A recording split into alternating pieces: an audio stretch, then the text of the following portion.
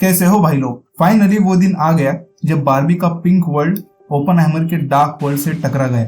यार पिछले कुछ दिनों से हमारे यहाँ इतनी बारिश हो रही है कि अनफॉर्चुनेटली मैं ट्रैवल करके आईमैक्स में देखने के लिए नहीं जा पाया, बट जो थिएटर में मैंने महसूस किया वो बस one of a kind experience था। पूरे 3.25 घंटे there was a pin drop silence, और ऐसा भी नहीं कि क्राउड नहीं था, और मूवी के खत्म होने के बाद भी लोग बस एक लंबी सांस लेकर अपने अपने सीट से उठकर धीमे धीमे कदम रखते हुए बाहर निकल रहे थे।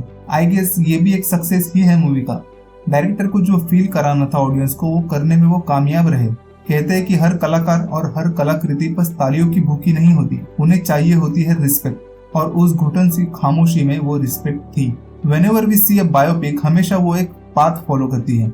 It's kind of heroes trajectory, like childhood, then ambitions, hurdles, failures, rework, and finally वो शो किया जाता है जो उस कैरेक्टर के लाइफ का पीक अचीवमेंट हो, और उसके आफ्टर मैथ के कुछ ग्लिम्सेस के साथ मूवी एंड होती है। बट अगर ये मूवी यही पाथ फॉलो करती तो ये क्रिस्टोफर नोलन की मूवी कैसे कहलाई जाती। क्रिस्टोफर नोलन एक लीनियर स्टोरी लाइन में भी ट्रिकी नॉन लीनियर पाथ ढूंढ ही लेते हैं। दिखने में तो ये कई बार बस एक डॉक्यूमेंट्री जैसी फील होती है, लेकिन डॉक्यूमेंट्री और मूवी में क्या डिफरेंस होता है ये हमें लास्ट के 1 घंटे में पता चल जाता है, और यही 1 घंटा इसे एक डॉक्यूमेंट्री जॉनर से हटाकर मूवी के दायरों में परफेक्टली सेट करती है। सिनेमेटोग्राफी, लाइटिंग, प्रैक्टिकल शूट और उसकी details are on another level.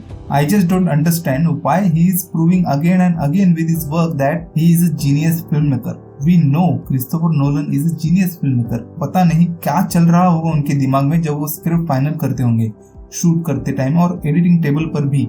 If I get a power to listen someone's mind, I would definitely try to understand what and how Nolan thinks about his movies. ये movie celebrate करती है Oppenheimer के character और उसके moral battles को।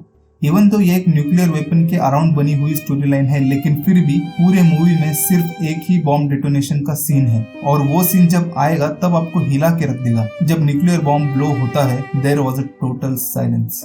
दिखती है तो बस रोशनी, ऊपर जाते हुए स्मोक के क्लाउड्स, फायर पार्टिकल। वो खामोशी हमें महसूस कराती है कि ये जहाँ कहीं भी ब्लो होगा वहाँ बस ऐसी ही खामोशी छा सकती है, इतनी गहरी कि किसी की चीख, किसी का कोई आवाज भी ना निकले। सही मायने में मौत की खामोशी। और जब एक इंसान के तौर पर हम उस खामोशी से सेटल होने लग जाए तो हिट करती है धमाकेदार आवाज, जो हमें रियलिटी से रूबरू कराती है कि डर भले ही खामोशी के साथ शुरू हुआ है, लेकिन उसका अंत दिल दहलाने वाले धमाके से ही होगा। उस रोशनी के आगे हम कुछ देख नहीं पाएंगे, उस खामोशी को तोड़ने की हिम्मत नहीं कर पाएंगे, और उस धमाके की आवाज से खुद को बचा भी नहीं पाएंगे। अगर परफॉर्मेंसेस की बात करें तो उनके बारे में बोलने के लिए मैं काफी छोटा आदमी हूँ। कोई भी कैरेक्टर उठा लीजिए, आप डिफर नहीं कर पाओगे कि ये एक्टिंग चल रही है या उस जमाने की रियल डॉक्यूमेंट्री फुटेज चल रही है। इतने परफेक्ट कैरेक्टराइजेशन है। एंड किलियन मर्फी, मैं बिल्कुल भी गलत नहीं मानूंगा अगर उन्हें नेक्स्ट ईयर का ऑस्कर मिल जाए, एंड आई एम श्योर कि कम से कम 4 से 5 कैटेगरी में ये मूवी नॉमिनेशन तो ले ही जाएगी। ओपनहाइमर की इमोशनल जर्नी हम फील कर पाते हैं ड्यूरिंग द मैनहट्टन प्रोजेक्ट, उनकी एक्साइटमेंट, एंड आफ्टर टेस्टिंग जब उन्हें एहसास होता है कि किस पावर को उन्होंने जन्म दिया है, उसके बाद उनका डिलेमा हमें सोचने को मजबूर कर देता है। श्रीमद् भगवद गीता का उनकी लाइफ फिलोसॉफी, उनके रिसर्च पर काफी इन्फ्लुएंस था। ऐसा कहा जाता है कि मैनहट्टन प्रोजेक्ट पर काम करते वक्त कई साइंटिस्ट का मॉरल ब्रेकडाउन हो जाता था। उन्हें पता था कि ये जो बना रहे हैं वो बस एक वेपन नहीं है, it has the power to destroy the whole world and humanity. तब ओपनहाइमर उन सबको भगवद गीता के कोट्स बताकर उन साइंटिस्ट को उनकी ड्यूटी का, कर्तव्य का ज्ञान देते थे। लेकिन किसी चीज का बस ज्ञान होना और उसे एक्चुअल में एक्सपीरियंस करना अलग बात होती है। न्यूक्लियर बॉम्ब बनाया जा रहा था ताकि हिटलर को रोका जा सके, लेकिन हिटलर पहले ही हार गया था। बट जापानीज आर्मी फिर भी वॉर में एक्टिव थी। हिटलर के मरने के बाद ओपनहाइमर को लगा कि शायद न्यूक्लियर वेपन की न्यूज सुनकर ही जापानीज पीछे हट जाए, but America used 2 nuclear bomb on Japan, and after that Oppenheimer realizes the true horror of his own invention. But somehow तब भी उन्हें भगवद गीता के नॉलेज ने ही बचा कर रखा। कर्तव्य के आगे बड़ा कुछ नहीं होता। For greater good we must ready for the great sacrifice too. अगर यही न्यूक्लियर वेपन नाजी पहले इन्वेंट कर लेती तो आज दुनिया कैसी होती, इसके बारे में शायद हम सोच भी नहीं सकते। In short, Oppenheimer is the best biopic I have ever seen. मुझे नहीं लगता कि आने वाले टाइम में कोई भी ऐसी बायोपिक हमें एक्सपीरियंस करने मिलेगी। हम मूवी देखते टाइम हर एक फ्रेम के साथ इसके पीछे की मेहनत को महसूस कर सकते हैं। इवन दो ओपनहाइमर एक बायोपिक है, फिर भी कहीं भी उसके एक्ट को, उसके इन्वेंशन को ओवर जस्टिफाई नहीं किया जाता।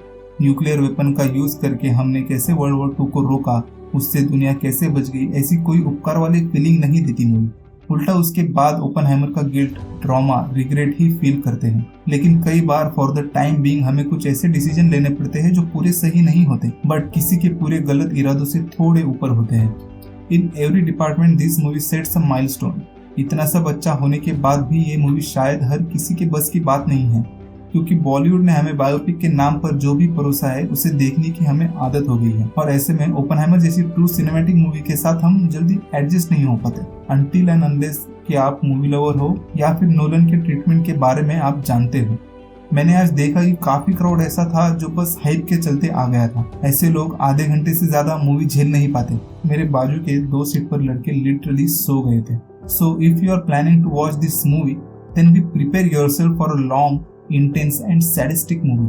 ट्राई करो और देखो भी जरूर। ऐसे ही टेस्ट डेवलप होगी और ऑडियंस की टेस्ट डेवलप होगी तो ही हमारे यहाँ के मेकर्स भी इम्प्रूव कर पाएंगे। मतलब आई गेस पता नहीं करेंगे या नहीं। अगर आपने ये मूवी देख ली है तो आपको कैसी लगी मुझे कमेंट में जरूर बताना। अगर पहली बार चैनल पर आए हो तो सब्सक्राइब और लाइक जरूर करना, और हमारे प्रीवियस वीडियो आप यहाँ क्लिक करके देख सकते हो। पर्सनली कनेक्शन के लिए इंस्टाग्राम, ट्विटर और थ्रेड पर फॉलो कर देना, लिंक डिस्क्रिप्शन में है। मैं मिस्टर सिनेमैनियक आपसे विदा लेता हूँ। See you in the next one.